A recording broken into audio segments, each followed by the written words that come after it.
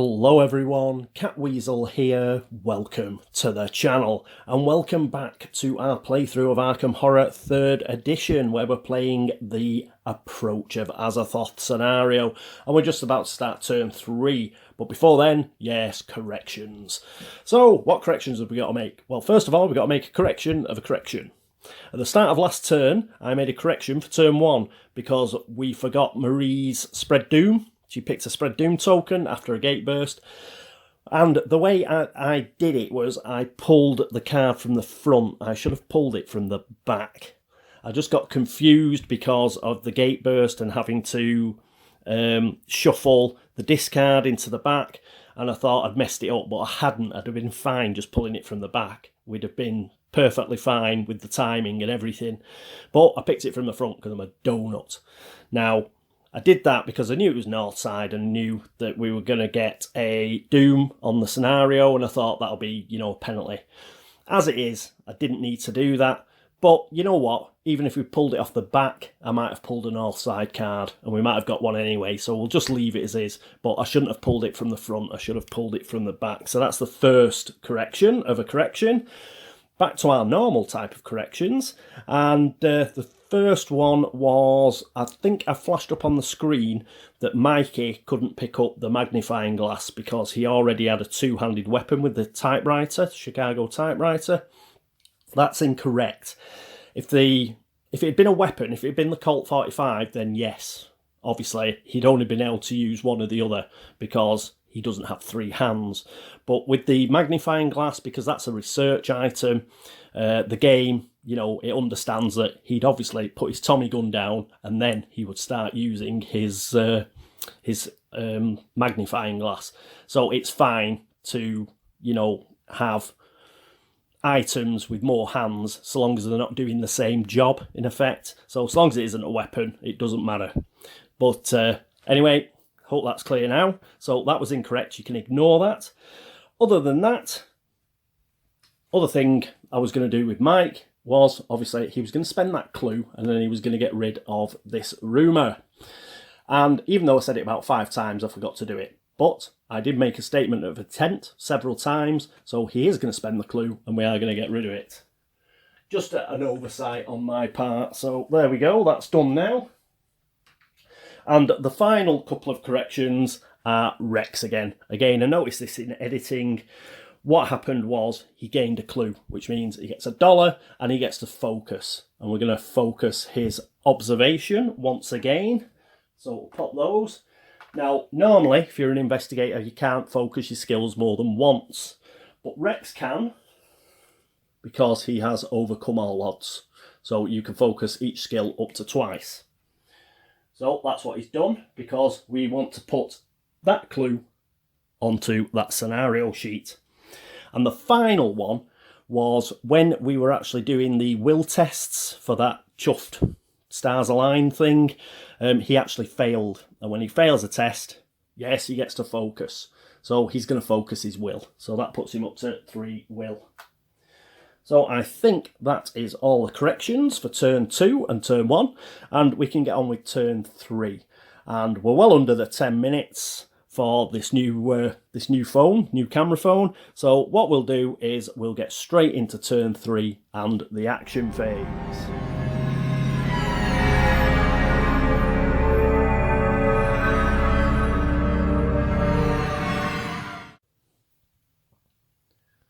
And here we are in the action phase.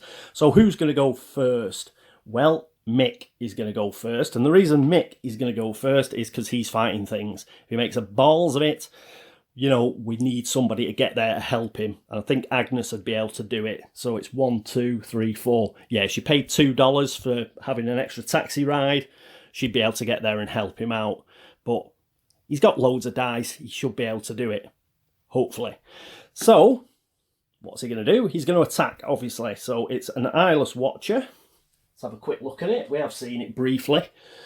But we'll need 3 successes. We've got no penalty modifier. And we will get a remnant if we kill it. Now, this monster, it won't restrict him doing actions or encounters. It just moves with us. But we want to kill it anyway. So let's get rid of it. Oh, and I'll just mention once again, it should be over there because it's engaged with him. The only reason it's over here is because I'm videoing. Right, so he's got a strength of 5. He's using his Chicago typewriter, which is +4, so that's going to be 9 dice. So 1, 2, 3, 4, 5. I'll roll 5 and then 4. The reason for that is 9 dice. It'll struggle to fit in here, and they'll all get cocked and stuff. So this is the first 5, and he gets 1 hit. So that is appalling. And he's got to roll another 4. So we need another 2. You got 1. Ah, that's only 2 hits. That is only 2 hits. I think there is somebody who can help him though. We'll try and do it like this one time because if Agnes doesn't have to go over there, then that's brilliant. She can do something else. So we have got intervene, which is Marie's spell, an incantation. Once per round, while another investigator on any space is resolving a test, you may test law -1. Add your test result to the other investigator's test result. It's going to cost her 2 sanity, but she's got 7. And she has a remnant as well. So she's going to spend a remnant, and then once per round she can get it back. So she gets a remnant back, which means she only spends 1 sanity to make up the difference. I believe that's right. Oh, flip that over for Mikey, because it's Mikey's go. So she's going to roll 2 dice. Come on. Just need 1 success. And we don't get it. So that was a waste. So all we've done is... Bloody hell, 11 dice and we only got 2 successes. That's pants. Right. So we'll put 2.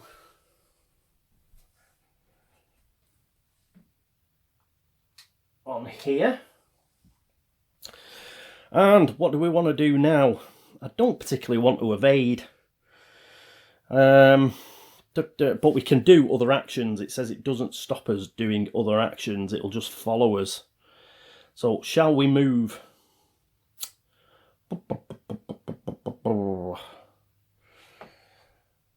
What we could do, we could use Old Boiler, and we could sort of move to where the Abyssal Servant, Abyssal Servant, and hit it with Old Boiler. The only problem is I don't know how many health it's got.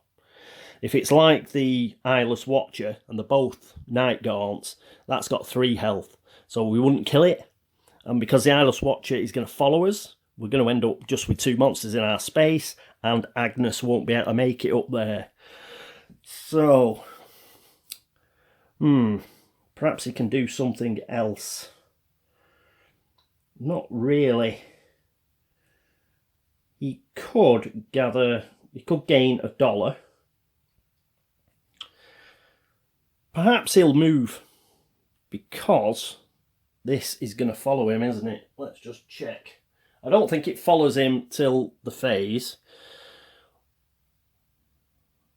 This monster does not restrict your actions or encounters. It moves with you. So we're going to move 2. We're going to go 1, 2. This is just saving a couple of dollars for Agnes. I think we can do this. That's what it says here.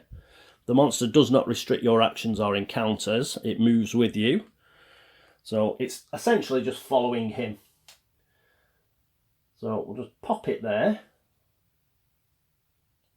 Like that. And yes, Agnes is going to have to go up here to sort of try and help out. Okay, so that is it for Mick. Next up will be... Who will we do next? I think we will do Marie next. And here we are with Marie.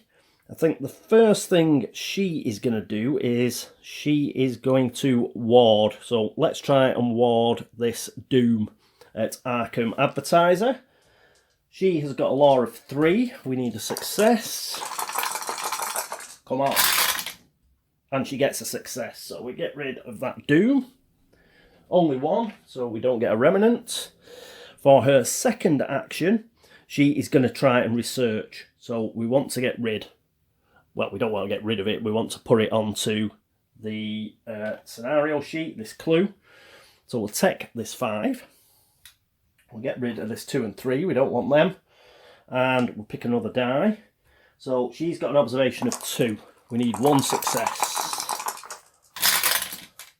And we don't get it. Rubbish. So she tried a research action. It didn't work. And that is the end of her go, unfortunately.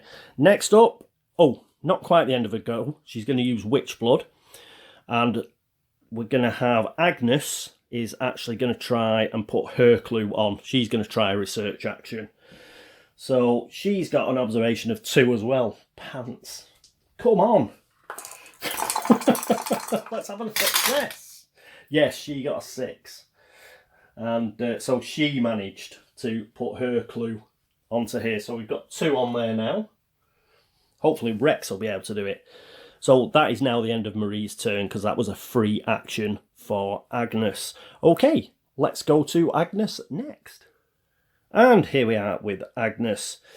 So she's down in the TikTok club. And basically we've got to move her. So she's going to move 1, 2 to this street location, which is unfortunate. And now the Eyeless Watcher, because she's going to attack it with her second action, the Eyeless Watcher is now engaged with her. But we only need to get a single hit on it. So she is going to use Storm of Spirits, which is a spell. So she's using her Law, which is 5, plus 3 for the Mystic Tome is 8. So 1, 2, 3, 4. We'll roll 4 first. We need 1 success. We get 2. So no need to roll the rest of the dice.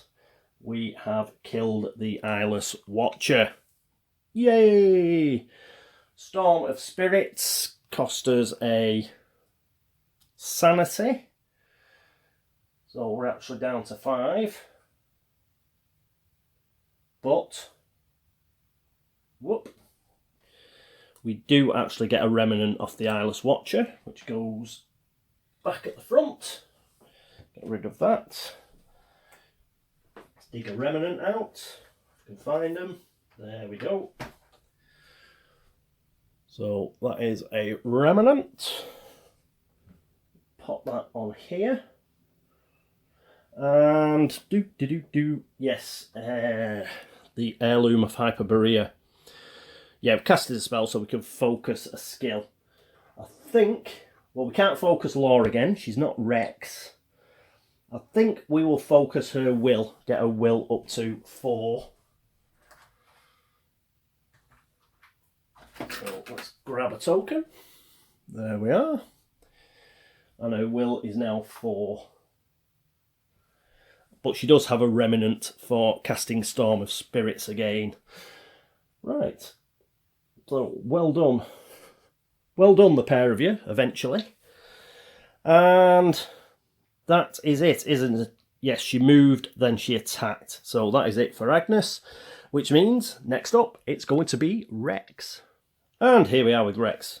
And what I should be doing is turning all these over. So, keep forgetting. Right, there we go. So, Rex, what's he going to do? Well, he is going to try this research action. He now has 5 observation. So, he gets 5 cursed dice. 1, 2, 3, 4, 5. And this is our 3rd clue. So, we really could do with this one. Come on. And that's cocked. God, why has it started doing it? I never used to do this. Oh, we got a 5 anyway. So, yeah, it might be, these are like, what are they, play mats? It might be because it's going onto a play mat. You see, it does seem to be getting cocked a bit more. When it's on a board, it seems to slide more. I think it's sort of getting caught on the map, on the mat. I might have to sort that out. Anyway, oh no, we didn't succeed because it's a 5. He's cursed. Donut. What we're going to do is we're going to use the tower. So we get a reroll. Yeah, once per round. Come on, we need a 6. You can do it, Rex. Come on. Yes, a 6. Get in. So, he puts a clue onto the scenario sheet. So let's have a read of Deja Vu, shall we? Because I think it kicks off. When there are 3 or more clues on the scenario sheet, add card 4 to the codex. Do not remove this card from the codex. Right, I'll go and dig that out. Here is the archive deck. So there's 4. We'll have a read of that. Just check. I think it's the right way around. Yes. This is the right way around because it's got the number on the front. So we've got a bit of reading to do. Parts of the mystery become clear. The notes from yourself, the sense of deja vu, they're all because time is becoming unstuck. Effect may not be following cause properly right now, but you're certain that this phenomenon is the result of an arcane ritual performed by the cult you've been tracking in the city. You'll have to find the site of the ritual, as well as the epicentre of the temporal disturbance if you're to have any hope of setting things to right. Armed with your new knowledge, you set out again into the city and try to ignore it when flowers fold back into buds and raindrops fly upward into the sky. Take 5 markers, 1 blue, 1 red and 3 white, and randomise them face down. Place each one face down on Arkham Advertiser, Black Cave, Independence Square, the Unvisited Isle and Velma's Diner. Then flip this card. Right, I'll just dig those out. I'm just going to pause this because I've only got 10 minutes before it stops, so I'll just pause and dig these tokens out. Right, here we are. So I've got a blue, a red and 4 white ones. I only want 3. What's happened there? Oh! So yes, got 5 in total. So we've got to randomise these. So now just move them around a bit. High tech stuff. So there we go. And whatever. Right, so Arkham Advertiser was the first one, wasn't it? We'll plonk one there, which has Marie there, which is good. Then next up was the Black Cave. So that hasn't got far to go. We'll plonk that one there. Then we have Independence Square. Just come from there. Damn it. So Independence Square. And what else have we got? The Unvisited Isle. Well, at least Rex is there. And finally, we have Velma's Diner, which is full of monsters and doom. So we'll plonk that up here. Very good. Now we have to flick this over. So we'll do that. Profane Ritual. You're not certain what the cult ritual's intended effect was, but it's clearly linked to the odd flow of time in and around Arkham. You'll have to discover the ritual site to learn more. As an action, you can reveal a marker at your location and resolve the effect below based on its colour. So when we reveal a white marker, you find nothing of interest and we discard that marker, but we do discard it. When you reveal the blue marker, add card 6 to the codex. Do not remove this card from the codex, okay? When you reveal the red marker, if the barrier is destroyed, add card 7 to the codex face down. Otherwise, add that card to the codex face up. Do not remove this card from the codex. I think, bloody hell, this is getting complicated. If both the blue and red markers have been revealed, remove all other markers from the board and return this card to the archive. Right. You're going to have to keep my eye on that one then, because that's a bit convoluted. Yes, but, you know, Arkham 3rd edition, it's streamlined. Okay, so we've moved that on.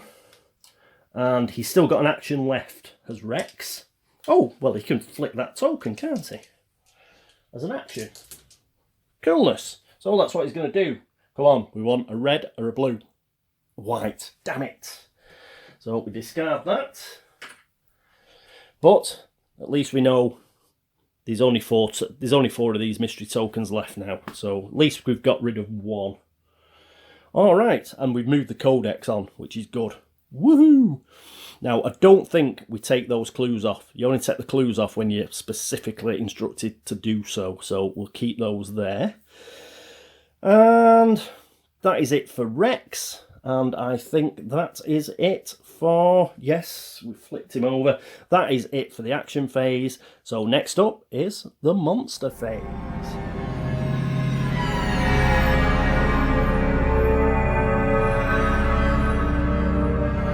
And here we are at the monster phase, and we've got a couple of monsters. So first of all, we've got this Abyssal Servant. So I think this is after the guy with the most clues. And Rex has just got rid of his clue. Who has still got one? Marie has still got one, hasn't she? Yes. So it's going to head towards Marie. It moves twice. Right. So it was here. It's just going to go 1, 2, and it's going to end up at Arkham Asylum. Not too far from our 2 monster killers, so that's good news. The second monster, which is the Hooded Stalker. Let's see, he's a hunter as well. Move towards and engage the lowest strength. So that is either Marie, Rex, or Agnes. Who's closest? 1, 2, 3, 4, 5. I think they're all at 5. 1, 2, 3, no, 4. He'll move towards Agnes. So Agnes is closer. So that's 1, 2. He goes to Labella Luna. So it looks like there's still plenty of monster killing for Mickey and Agnes to do. Right, that is the monster phase. Next up, it is the encounter phase.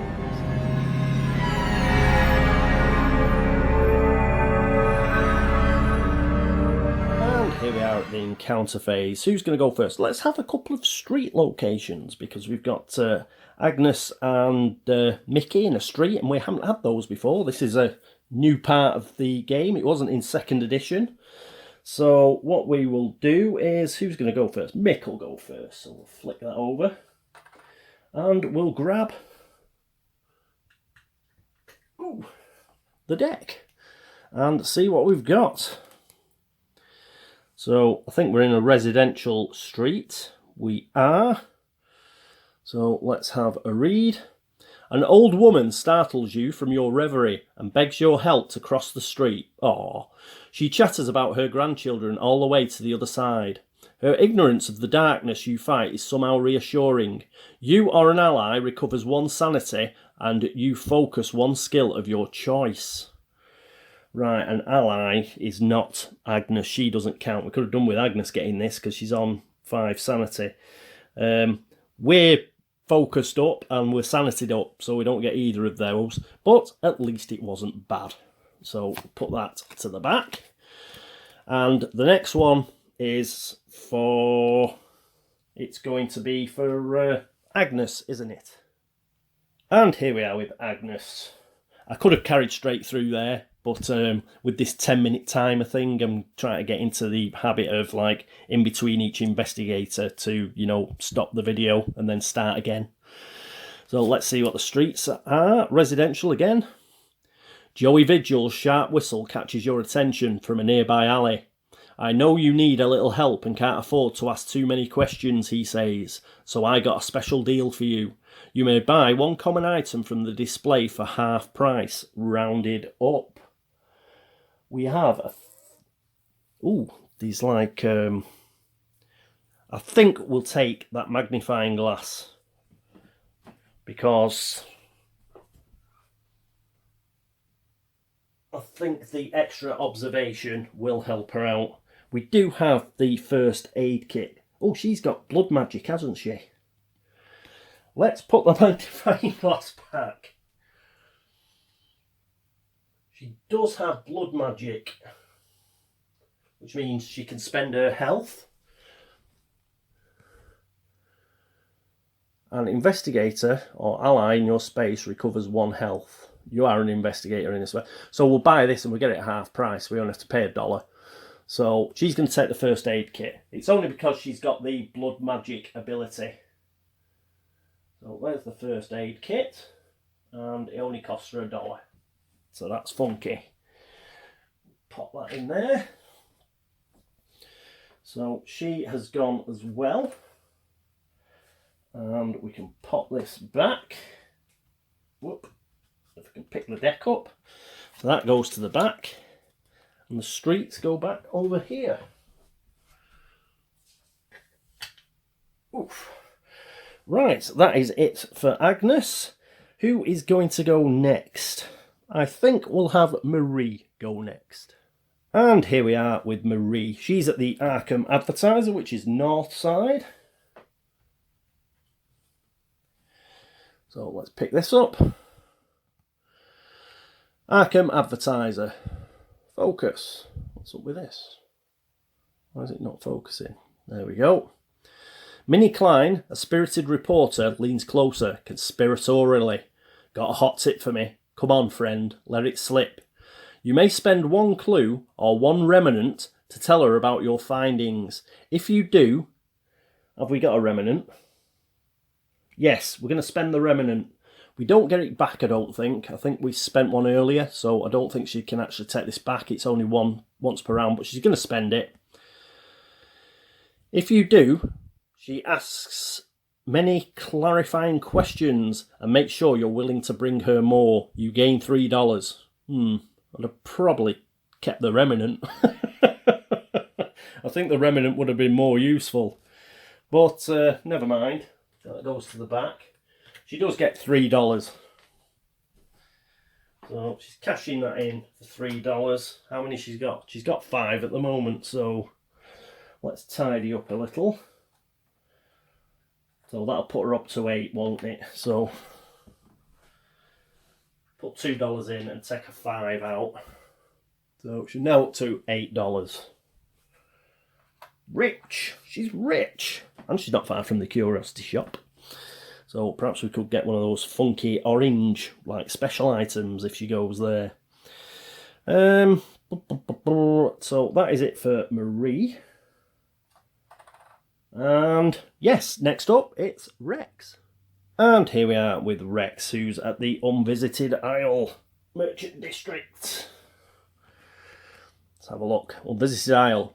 A thick fog rolls in over the island. You fear you might never escape it. Will test. Good job we upped his will.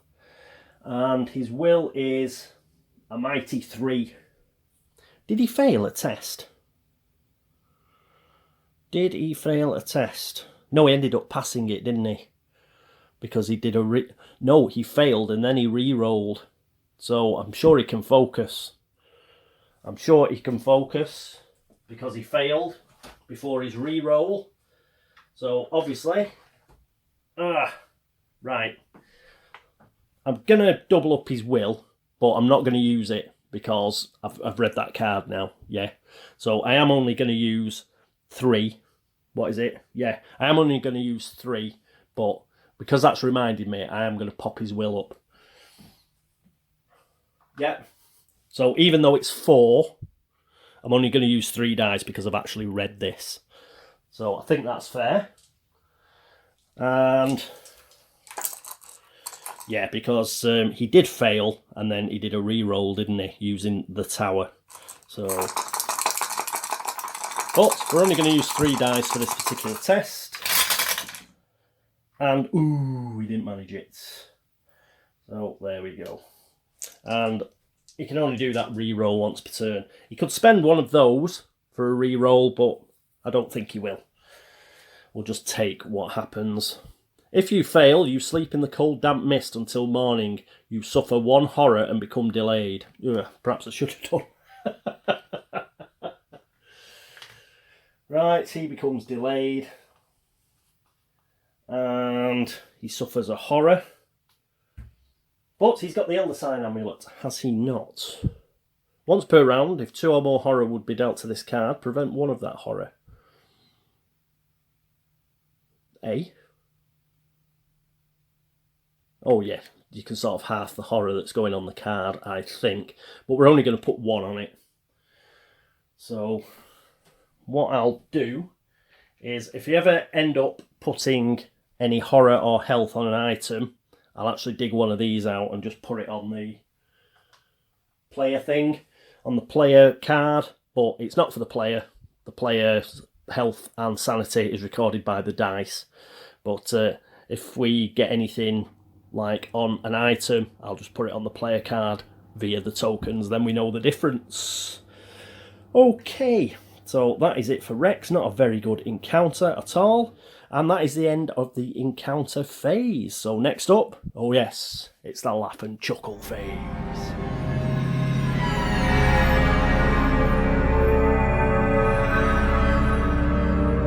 And here we are at the laugh and chuckle phase. But before we do, yes, I forgot again, didn't I? Like an idiot.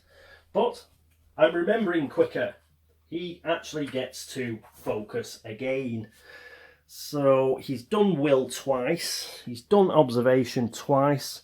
I think he's now going to start on his law. So he'll get a law focus. As briefly mentioned, you can do rerolls with this, but I'd like to get, I'd like to get him a load of focus tokens for the crunch. If we ever get into a real crunch, then we can start using these as rerolls. Pop that up there. So he now has a law focus as well. Right, let's get straight into the Mythos phase now. We've sorted that out. And that means pulling stuff from the bag. We've already pulled, what is it, a clue token out and, what is that, a monster token out last turn. So we've got 12 left, I think. And we've got to go in order, so it's Rex first, and he pulls out a headline. Damn it. Followed by a reckoning. Oof. Dear me. Right. Headlines. Gotta love a headline. Let's flick it over. Break-in at the Historical Society. Criminals wore robes, masks, several artifacts stolen. Gang of occult-minded thugs could be anywhere by Minnie Klein, staff writer, Arkham, Massachusetts.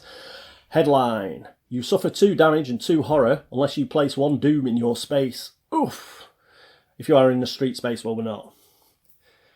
And there's already a doom at the Unvisited Isle. 2 horror and 2 health. 2 damage.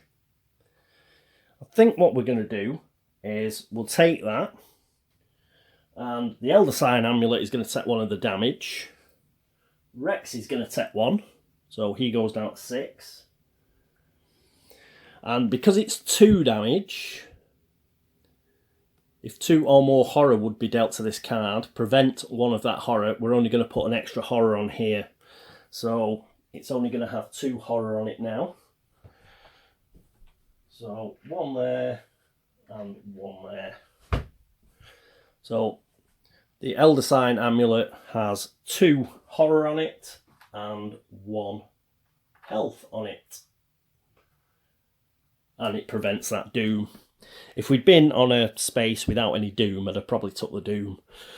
But, yeah, break-in at the Historical Society. Bummer. So, headlines. Always a laugh. Flip that over there. Now we have a reckoning, and we've got a cultist, haven't we? So, I think that means La Bella Luna is going to get a doom. It is. The Abyssal Servant is a Night Gaunt, so we can ignore that. And we don't have that crappy rumour anymore. So I think that is it. Yes. So that was it for the reckoning. Get rid of that. That wasn't too bad. Next up is Agnes. So am I going to do the Mythos phase in time? We're about 3 minutes. I think we'll be alright. We'll do Agnes from Swift. She gets a monster. Damn it. And spread doom. Not the best. So the monster comes off the back. And we get the High Priest. Human cultist. Spawn monster at most doom. Lurker, place 1 doom on this space. Ooh. Right, so we'll have to just turn up and kill it. It don't follow anybody because it's got no movement, but during the monster phase it will generate a doom, so we're going to have to get rid of this guy. Okay, spawn at most doom. That is Velma's Diner, isn't it? Indeed it is.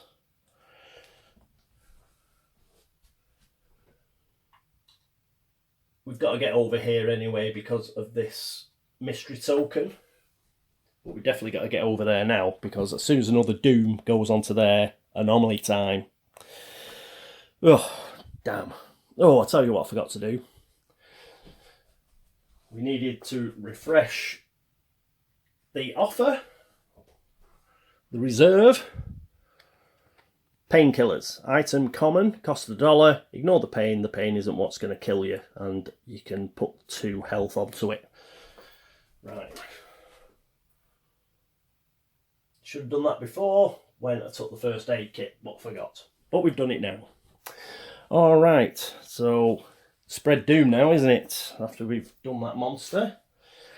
And spreading doom is pull from the back. And Rivertown. And it's going to the graveyard. And the graveyard becomes the unstable space. Where's the graveyard? It's here. And we put a doom there. Okay, that's that done. Get rid of that. And then it's Michael McGlenn's turn. What we're at? We're at 6 minutes. We should be okay. Mike pulls a blank. Good lad.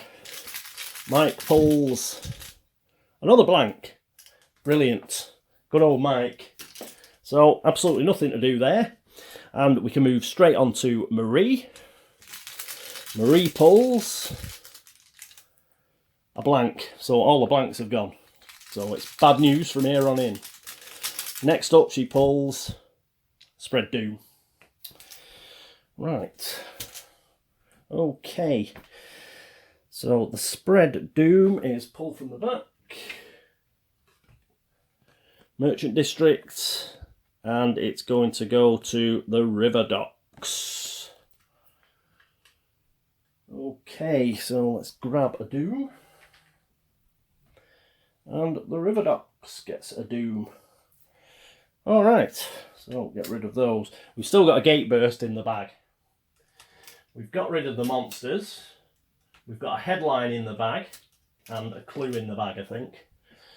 But, yeah, we'll empty the bag next turn. And then we'll have to put all these back in. Okay, so there we go. That is it, I think, for the Mythos phase. Everybody is gone. And, well, at least we've moved the codex on. And we've managed to kill a monster. We've still got 3 monsters on the board that we're going to have to deal with. And we've got to flip these token things. Because we've got to find where this profane ritual is taking place. Which I imagine what happens is when you generate one of these extra cards out of the archive. So we'll have to see. We'll have to see what happens. Poor old Rex is delayed. But he has done well on picking up a load of focus tokens. If I haven't forgot one somewhere. I think I've managed to remember them all this time, but I may have forgotten one. It seems to be what I do a lot. Okay, so that is it for turn 3. Thank you so much for watching. Thank you for all the subscriptions, for all the likes and the dislikes. You're still watching. Thank you to everybody who's been to Board Game Links to upvote the site. You are very kind. And everybody who's been to BGG to have a look at the video threads there, to like or to make a comment or drop Geek Gold. You are extremely kind. Thank you very much. Thank you all for all the help and support. It's just ongoing and it's brilliant. Thank you very much. Any errors? Let me know. Obviously, I've only played this game like twice. Well, once. This is my second time. So I've probably missed stuff you know, here, there and everywhere. So by all means, please let me know if I have made an error.